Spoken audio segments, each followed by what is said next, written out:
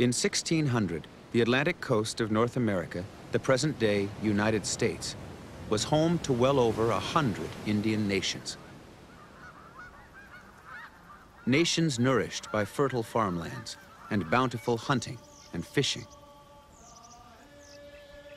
Well-maintained gardens produced corn, squash, and a variety of other fruits and vegetables. Summer fishing camps stretched along the barrier islands. Sounds and estuaries swarmed with fish, harvested by traps and nets. Land, people, and teachings had melded into a rich, sophisticated way of life.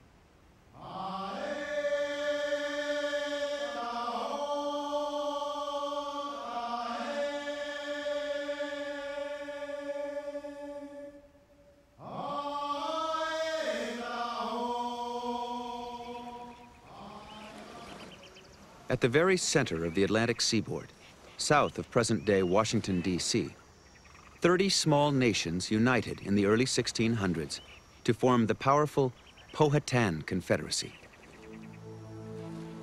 The Powhatan Confederacy was built by a charismatic leader who traveled between his many subject towns with an entourage of bodyguards and followers. His name was Wahunsonacoa. Through diplomacy, he held 30 nations together, and through military strength, he controlled the region. In 1607, an English ship sailed up Chesapeake Bay and into the lands of the Powhatan. The ship was captained by a soldier of fortune, John Smith.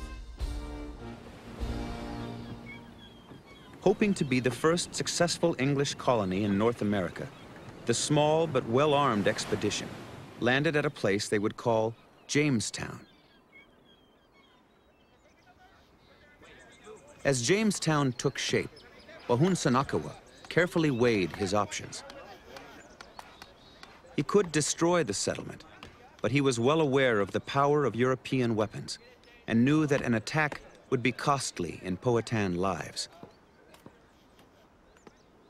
Wahunsonacoa also saw the advantage of trade for European weapons and tools. He chose to watch and wait, monitoring the progress of the settlement through the eyes of his most trusted ally, his brother, Opishkankano, chief of the most powerful Powhatan nation, the Pamunkey. During their first winter, the colonists were barely able to provide for their basic needs, and many died. Opishkankano reported that the desperate English had begun entering Powhatan towns and taking food by force. Wahunsonacoa decided that he had to bring the colony under his direct control. He ordered the capture of John Smith and had the English captain brought before him. Present was Wahunsonacoa's favorite daughter, Pocahontas.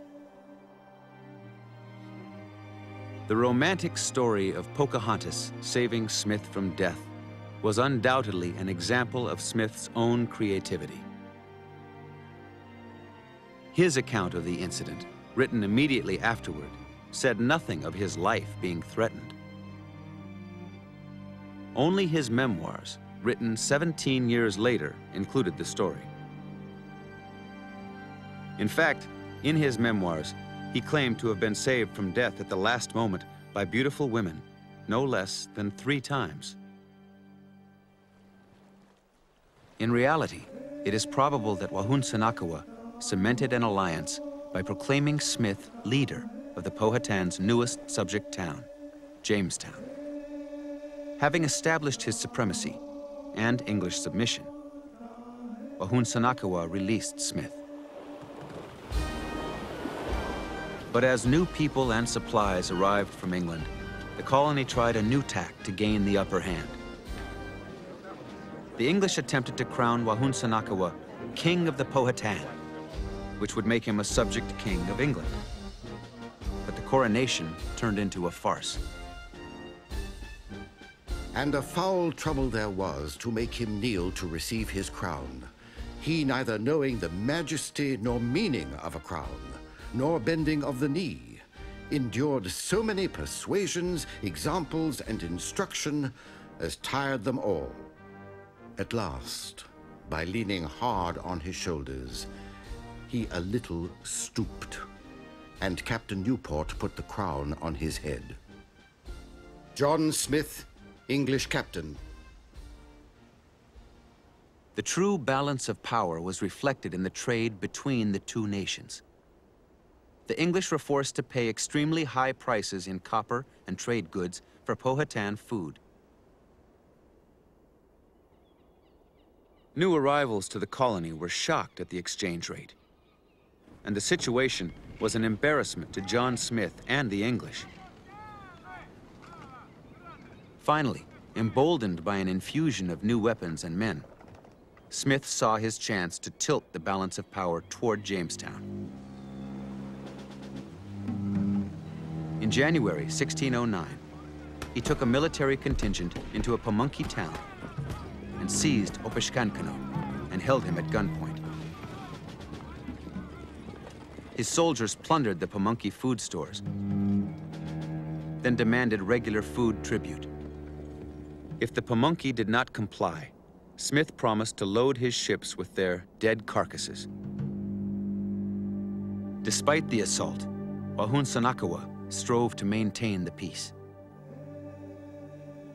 Why will you take by force what you may have quietly by love? Why will you destroy us who supply you with food? What can you get by war? We are unarmed and willing to give you what you ask if you come in a friendly manner and not with swords and guns. Wahunsanakawa, Powhatan. But the English allowed for no diplomatic solution. No longer pretending to respect Powhatan authority, they used their weapons to take what they wanted, including Powhatan land.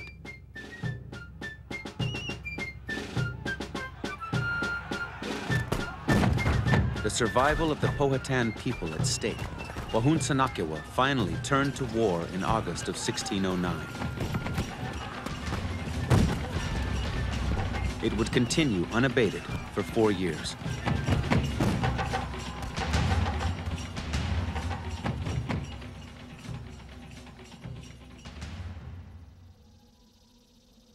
Then, in April 1613, Pocahontas was kidnapped for the ransom of all English prisoners of war. The English captives were released, but Pocahontas remained a hostage. While held, she was indoctrinated daily in English customs and Anglican religion. Then the prisoner declared she had fallen in love with one of her captors, John Rolfe. The weary Wahunsanakawa agreed to a truce, hoping to see his daughter again.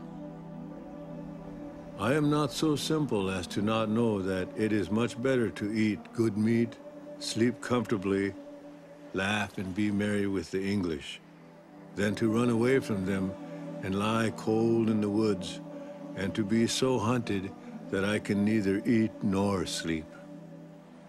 Wahunsanakawa, Powhatan. Pocahontas was baptized Lady Rebecca, and peace was sealed with her marriage to John Rolfe. 2 years later, with their infant son, they sailed to England. Pocahontas was a sensation in London. She was shown in the best circles and presented to the king. But the woman billed as the right-thinking savage would not see her home again. She became ill, and in March of 1617, as she prepared to sail for Jamestown, Pocahontas died. She was 22 years old. With his lands shrinking, the death of his daughter finally broke Wahunsanakawa's heart. He relinquished power and died the following year.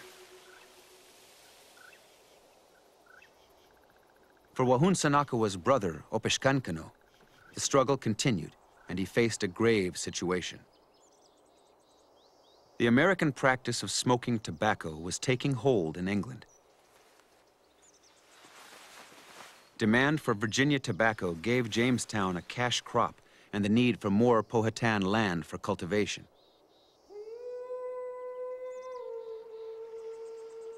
For the next 25 years, Opishkankano would lead the Powhatan in wars for their land and sovereignty.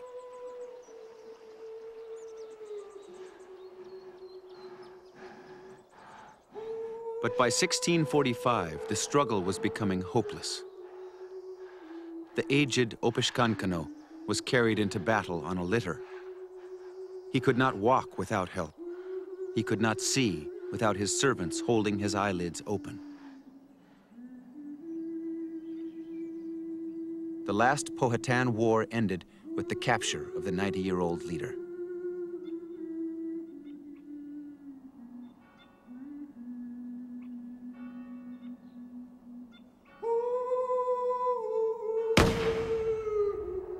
Opishkankano was murdered, shot in the back by an English guard.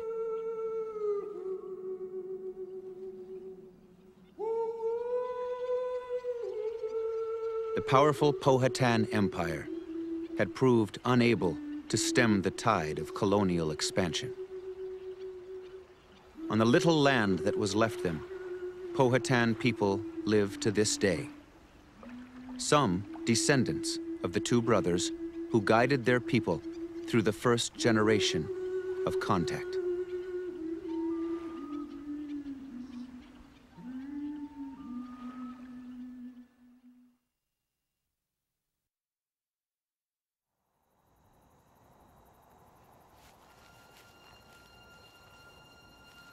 In 1619, a young Patuxet man named Tisquantum returned to his Massachusetts Bay village.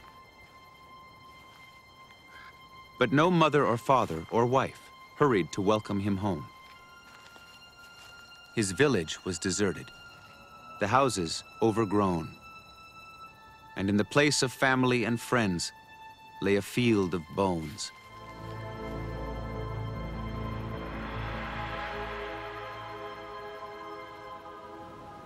Five years earlier, Tisquantum had been captured by Englishmen and taken to Spain to be sold into slavery.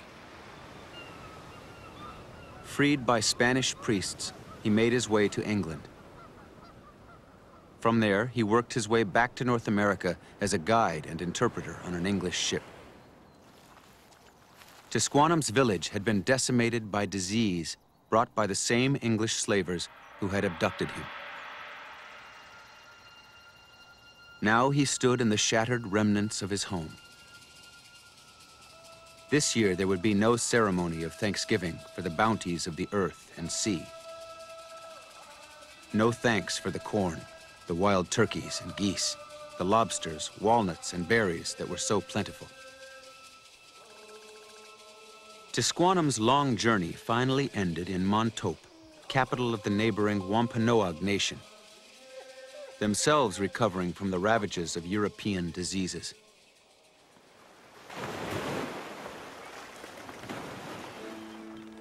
In December of the following year, 1620, a small English ship, the Mayflower, sailed into the Patuxet Bay, landing at the site of Tisquantum's deserted village. The English renamed it Plymouth.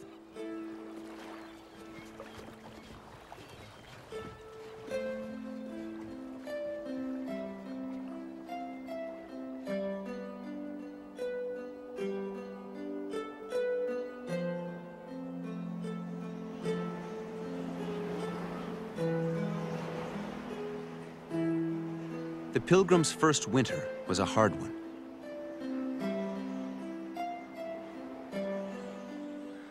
Sickness and starvation reduced the 100 colonists by half. No Indian people came forward, and none could be found.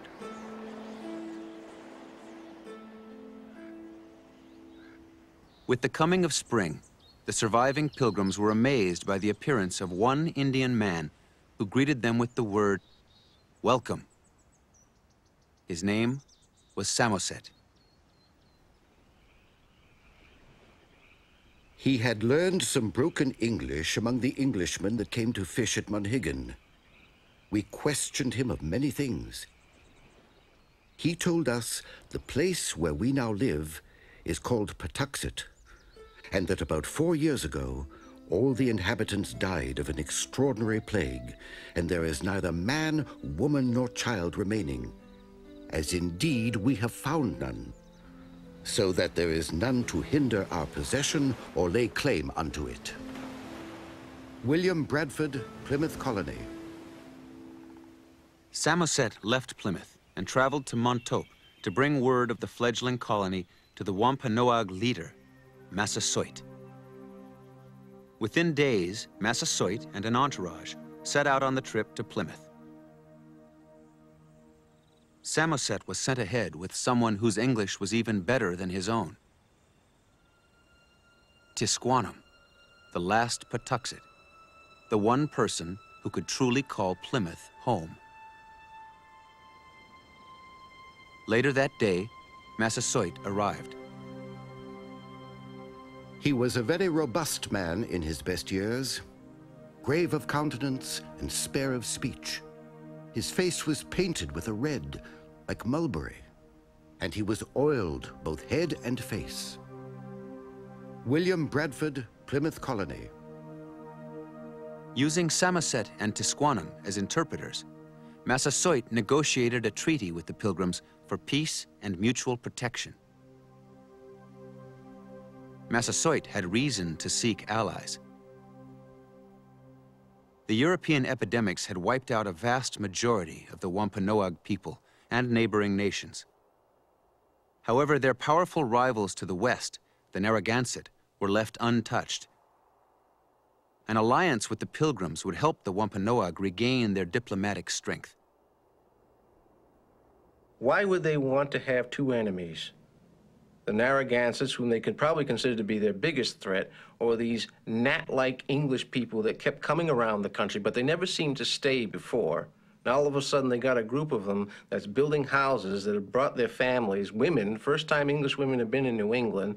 Native logic would say, well, you don't bring your women where you're going to make war. So let's make peace with these people, use them as allies. They got their strange weapons, and if we make peace with them first, before anybody else does, then we'll have them on our side and we won't have to face their guns.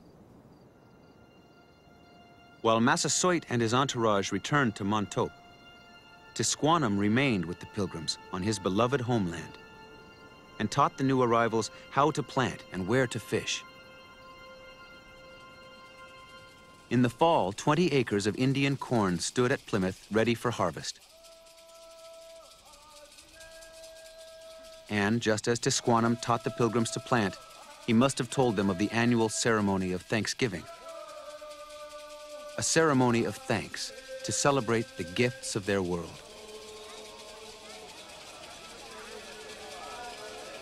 The Pilgrims embraced the event and invited Massasoit and his Wampanoag to share their bounty. The Indian leader arrived with 90 of his people and 5 deer for the feast.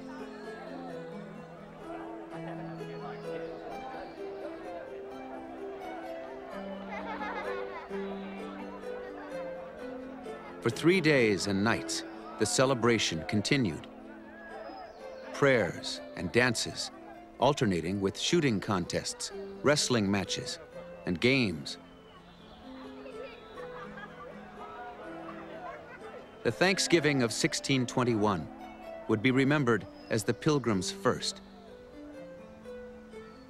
But for the Wampanoag, such a day of thanks had occurred from the beginning of time. We believe that everything that was given to us was a gift from the Creator. So because it was a gift, we remembered to give thanks. And we did that in all of the ways that we could. And this was the basis of our ceremonial life. And because everything was a gift, we realized there was an obligation that comes with a gift, and that obligation was to share. Because if we didn't share, there was no reason for the Creator to continue to give us those gifts. At the end of the first Thanksgiving, the Pilgrims and Wampanoag promised to make the feast an annual celebration of their harvests and friendship. But the relationship between the nations was destined to change.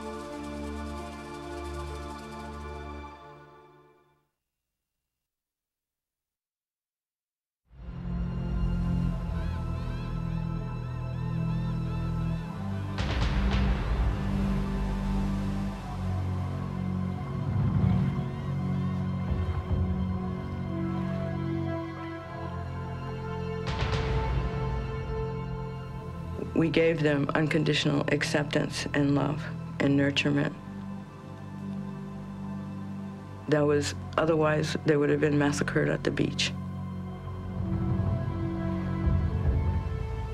When the English first came, my father was a great man, and the English, a little child. He constrained other Indians from harming the English. He gave the English corn and showed them how to plant.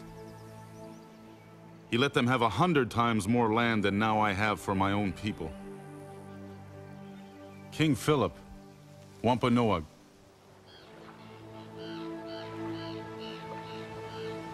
For almost 40 years, while the Plymouth colony rapidly expanded, Massasoit maintained peace between his Wampanoag and the English. The Massasoit of the Wampanoag Nation, he was a magnificent peacekeeper. And that 50 years of peace maintained between us and the English was really due to his intelligence, integrity, and love for the people. By the time of Massasoit's death in 1660, a new generation had risen to power in Plymouth. They had long forgotten his generosity. Leadership passed to Massasoit's 24-year-old son, Philip. He would become known as King Philip. But then when Philip took over, he was a different sort of a person. He was going to fight to the end for his people. In 1662, when King Philip came to power, the growing colonies held 50,000 residents. In New England, Indian nations found themselves surrounded.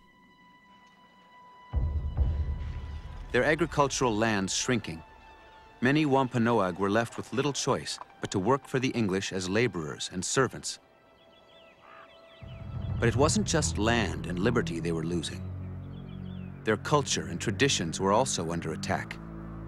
The English, they thought of Wampanoags as inferior from all the way around, from a standpoint, especially the religion. And then as a people, they were savages. Zealous Puritans set out to convert them, pressuring many to abandon their homes and beliefs and to move to newly established praying towns. With little regard for the laws of the sovereign Wampanoag nation, the English arrested King Philip's people for violating the Puritan code of ethics, the Blue Laws. Individuals were prosecuted for hunting and fishing on the Sabbath, for using Indian medicine, and entering into non-Christian marital unions. The women, when we went out for our moon lodge and spent time alone or with our friends who also had their moon at the same time, and we sit out there in the woods alone chatting and purifying, they made laws against us that we couldn't do that, that we needed to be in the village, we needed to be working, except for on the Sabbath. In Plymouth, Indian people were sentenced to death for denying the Christian religion. Pray or be shot was the method of conversion. That's how the first Christian Indians had Christianity brought to them. King Philip took an uncompromising stand against the repression. You see this vast country before us, which the Creator gave to our fathers. You see these little ones, our wives and children. And you now see the foe before you. They have grown insolent and bold. All our ancient customs are disregarded. Treaties made by our fathers are broken. Our brothers murdered before our eyes. King Philip, Wampanoag. 15 years after his father's death, King Philip finally urged his people to war. Our ancestors' spirits cry to us for revenge. These people from the unknown world will cut down our groves, spoil our hunting and planting grounds, and drive us and our children from the graves of our fathers. King Philip had no other choice because his land was being taken away. His people, the allegiance of his people, was being eroded. The war itself was not only over land, it was also over the right to follow our own traditions the Creator had given us. On June 24th, 1675, King Philip's War began.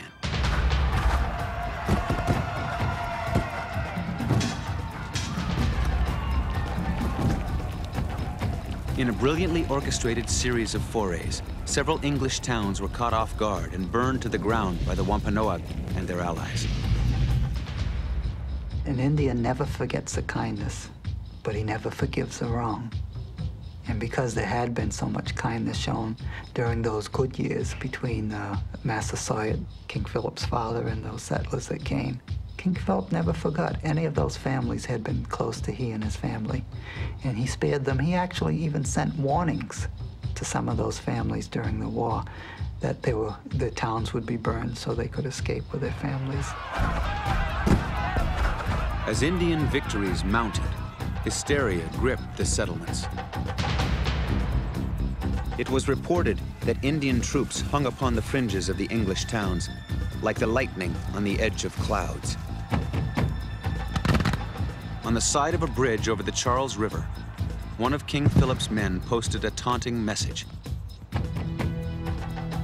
Know by this paper that the Indians that you have provoked to wrath and anger will war, if you will.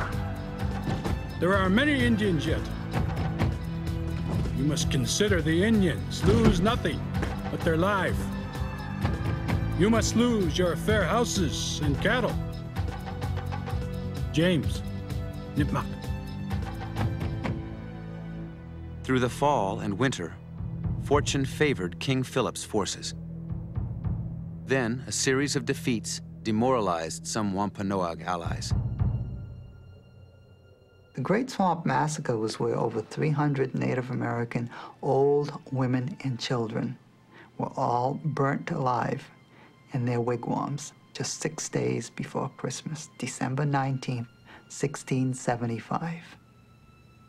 And one historian recorded that the smell of burning flesh so moved one of the Pilgrim soldiers that he later asked one of his superiors whether burning their enemies alive was consistent with the benevolent principles of the gospel.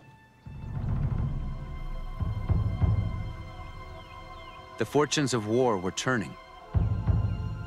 With the coming of spring, their winter food stores were depleted and they were unable to plant or replenish their supplies. King Philip's people were starving, and English troops hunted them as though trailing a wounded animal.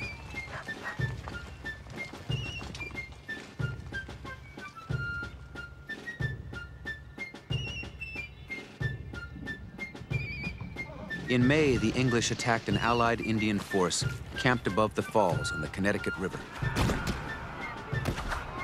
300 Indian people were killed. Some managed to reach their canoes,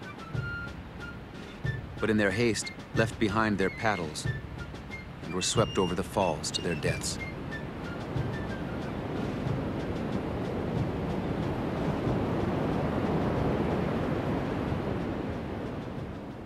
For the next 2 months, King Philip and his people evaded capture, but the noose was tightening.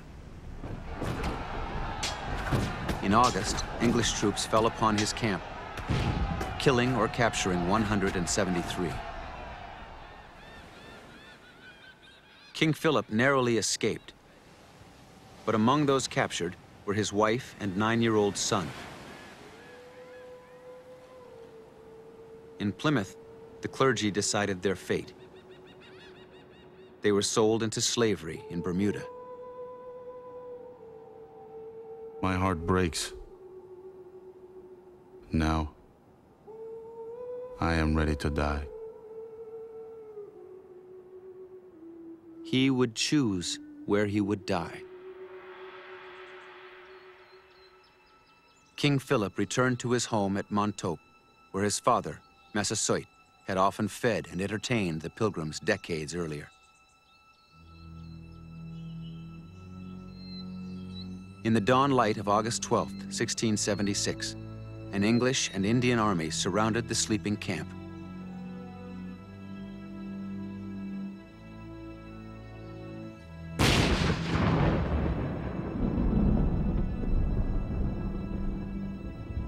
Moments later, King Philip was dead, shot through the heart by an Indian mercenary. King Philip's head was put on display in Plymouth, where it remained for the next 20 years.